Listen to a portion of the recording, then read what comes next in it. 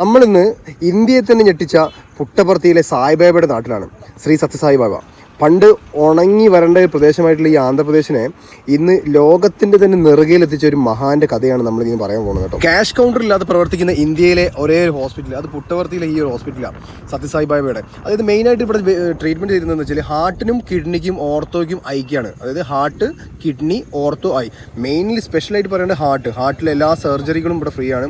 എന്താ പറയുക, ആൻജിയോഗ്രാമും ആൻജിയോപ്ലാസ്റ്റി ആയാലും എന്തും, പിന്നെ എല്ലാ സർജറിയും സ്വാഭാവികമായിട്ടും അറിയാലോ, ഹാർട്ടിൻ്റെ ഒരു സർജറി ചെയ്യാൻ എത്ര റുപ്യ ചിലവൊന്നും, മിനിമം ഒരു 5 ലക്ഷം റുപ്യ എന്തായാലും ഒരു നല്ലൊരു ഹോസ്പിറ്റലിൽ പോയി കഴിഞ്ഞാൽ ചിലവെന്നുള്ള ഉറപ്പാണ്.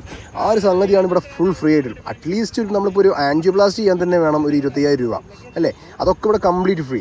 അതേപോലെ തന്നെ ഒരു വേറൊരു കാര്യം എന്ന് വെച്ചാൽ ഇവിടെ റേഷൻ കാർഡോ അതേപോലെ തന്നെ എന്താ പറയുക ഇൻഷുറൻസോ ഒരു സംഗതിയും വേണ്ട, ഒരു പൈസ ചിലവില്ലാതെ നമുക്കിതൊക്കെ കിട്ടുന്നത്, വേർതിരിവില്ലാതെ. ആകെ വേണ്ട സംഗതി എന്ന് വെച്ചാൽ നമ്മുടെ കയ്യിലൊരു ആധാർ കാർഡ് ഉണ്ടാവണം.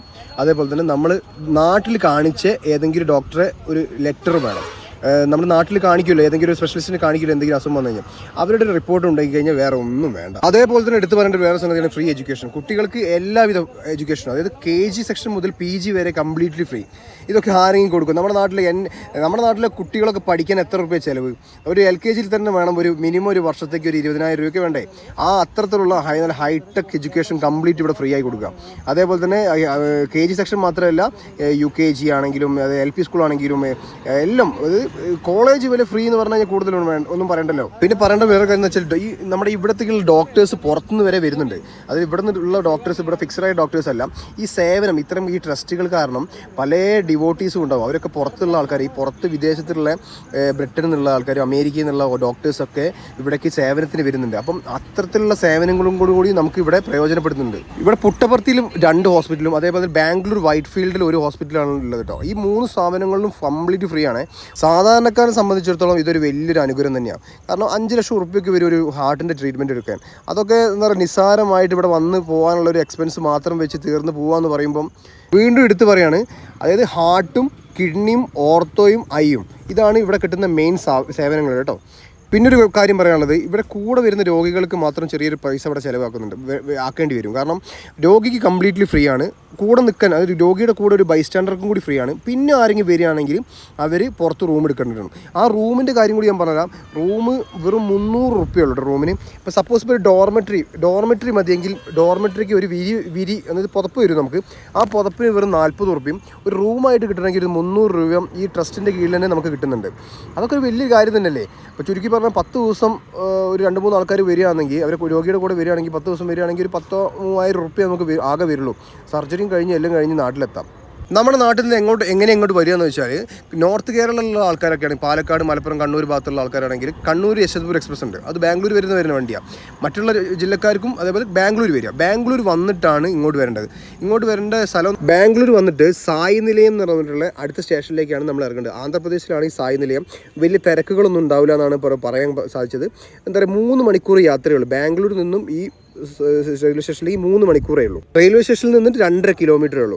അപ്പോൾ ചുരുക്കി പറഞ്ഞാൽ ഒരു 40 രൂപ ഓട്ടോറിക്ഷയ്ക്ക് കൊടുത്തു കഴിഞ്ഞാൽ ഇവിടെ എത്തി. ചുരുക്കി പറഞ്ഞാൽ നമ്മുടെ നാട്ടിൽ നിന്നൊരു 500-600 രൂപ ഉണ്ടെങ്കിൽ ഒരാൾക്ക് ഇവിടെ സുഖമായിട്ട് ഇവിടെ എത്തിപ്പെടാം. പിന്നെ ഒരു ഇമ്പോർട്ടൻറ്റ് കാര്യം, നമ്മൾ ഈ ഡേറ്റ് കിട്ടേണ്ട, സർജറിക്കൊക്കെ വേണ്ടിയിട്ടുള്ള ഡേറ്റ് കിട്ടേണ്ട ഒരു സംഗതിയാണ്. അതിനെന്താ ചെയ്യേണ്ടതെന്ന് വെച്ചാൽ, ഇതുവരെ ഓൺലൈൻ പോർട്ടലിൽ നമ്മുടെ ഈ ഡോക്യുമെൻറ്റ് സബ്മിറ്റ് ചെയ്യണം. എന്നിട്ട് ഓൺലൈനിൽ നമ്മൾ ഡേറ്റ് വാങ്ങിച്ചു കഴിഞ്ഞാൽ നമുക്ക് ആ സർജറീൻ്റെ ഡേറ്റിന് ഇങ്ങോട്ട് എത്തിപ്പെട്ടാൽ മതി.